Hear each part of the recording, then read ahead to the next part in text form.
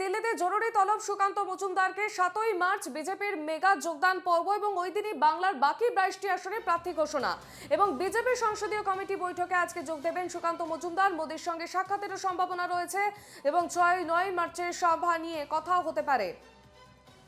আমাদের সঙ্গে টেলিফোন লাইনে রয়েছেন প্রতিনিধি সৌরজ্যোতি বন্দ্যোপাধ্যায়। সৌরজ্যোতি, সুকান্ত মজুমদারকে জরুরি তলব দিল্লিতে, ঠিক কি জানতে পারছো?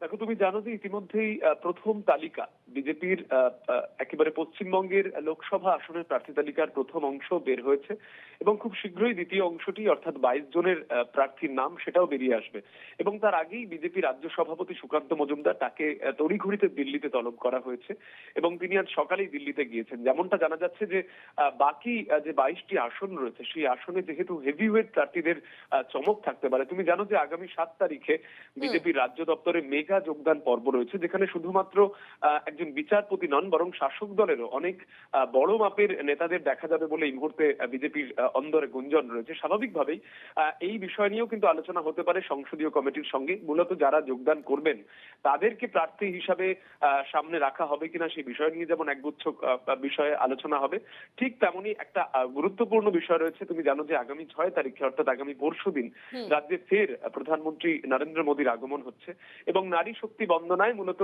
সন্দেশখালীর নির্যাতনের প্রতিবাদ জানাবেন নমো। স্বাভাবিকভাবে সেই বিষয় নিয়েও কিন্তু প্রধানমন্ত্রীর সঙ্গে কথা হতে পারে। তবে যেহেতু 22 জনের নাম এখনো পর্যন্ত প্রকাশ করা বাকি রয়েছে, সেই বিষয় নিয়ে কিন্তু পুঙ্খানুপুঙ্খ আলোচনা হবে। বিজেপির সংসদীয় কমিটি যারা মূলত এই প্রার্থী তালিকার প্রকাশের কাজ করেন তাদের সঙ্গে কিন্তু বৈঠকে যোগদান করতে ইতিমধ্যে দিল্লি রওনা দিয়েছেন সুকান্ত মজুমদার।